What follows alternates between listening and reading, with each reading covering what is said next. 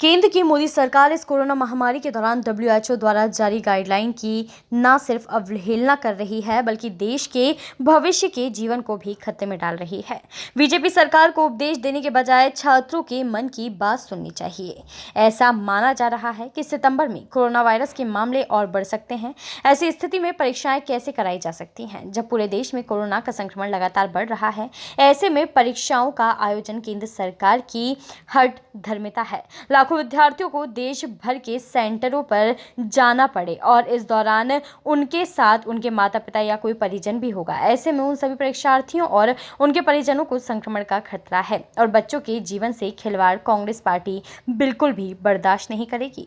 कुणाल चौधरी ने 4 बड़े मुद्दे गिनाए। उन्होंने कहा कि एक तो सुरक्षा और स्वास्थ्य है, दूसरा इस पूरे मामले की सुरक्षित परिवहन व्यवस्था कैसे होगी, तीसरा वो संतुलित तौर तरीके जिससे कि आप दोनों उद्देश्य उपलब्ध करा सकें, स्वास्थ्य का भी और शिक्षा का भी, और चौथा कि वो कौन से अनिवार्य नीति नियम होंगे जिनके आधार पर आप ये सब कर पाएंगे। वहीं कुणाल चौधरी ने कहा कि सरकार भूल रही है कि देश में 0 से बढ़कर आज 34 लाख कोरोना मरीज हो गए हैं। देश में हर रोज 60 से 70 हजार नए कोरोना मरीज सामने आ रहे हैं। इस दौरान नीट के लिए 16.5 लाख और जेईई के लिए 9.5 लाख परीक्षार्थियों, जो लगभग 27 लाख परीक्षार्थी हैं, इन परीक्षार्थियों और उनके परिवार जनों के जीवन के साथ खिलवाड़ किया जा रहा है। देश में जहां 34 लाख कोरोना संक्रमित हैं और 60 हजार की मृत्यु हो चुकी है। उन्होंने कहा कि जेईई के लिए छात्र 660 सेंटर हैं, लगभग 9.5 लाख लोगों के लिए 1400 या 1500 लोग प्रति सेंटर का बंटवारा किया जाएगा, जबकि नीट के लिए 450 लोग लगभग प्रति सेंटर पर हैं। अब तक एक तरफ आप बात करते हैं सामाजिक दूरी की और दूसरी तरफ इस प्रकार की डेंसिटी है 1500 और 450। परीक्षा अप्रैल से स्थगित हुई जून से अब सितंबर, और इस वक्त सिर्फ जल्दबाजी में तारीखें दे दी गई हैं। इस देश में जेईई नीट के 27 लाख विद्यार्थियों की जान जोखिम में डालने का काम सरकार कर रही है। अपनी हठधर्मिता के कारण इस देश के भविष्य को बर्बाद करने की कोशिश कर रही है। आग्रह है सरकार से इस देश की संघीय व्यवस्था को समझे। इस देश के कई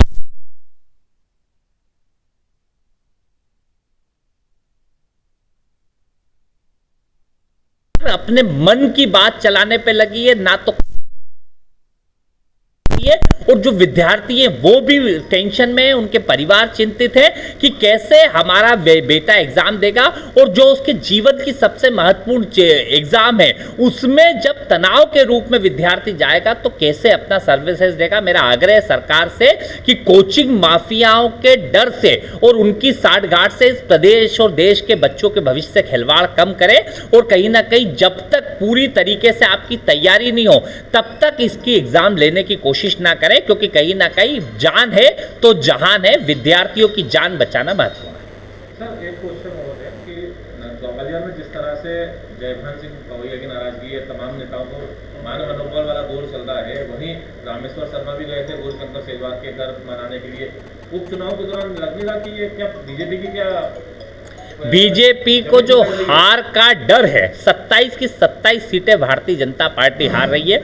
इन्होंने जो कुछ चंद चुनिंदा बिकाऊ लाल मिलावट रामों को खरीदने का काम किया, उनके माध्यम से सरकार बनाने का काम किया है, तो डर इनको बैठ चुका है। और जो इनका जो कार्यकर्ता था, जो दरी उठाने से लेके भारतीय जनता पार्टी को यहाँ तक ले जाने का जिन्होंने काम किया, वो लोग आज रुष्ट बैठे हैं कि माल हो तो इन बिकाऊ लाल मिलावट रामों को दो, मंत्री पद हो तो इन बिकाऊ राम मिलावट रामों को दो, और टिकट हो तो बिकाऊ राम मिलावट रामों को दो।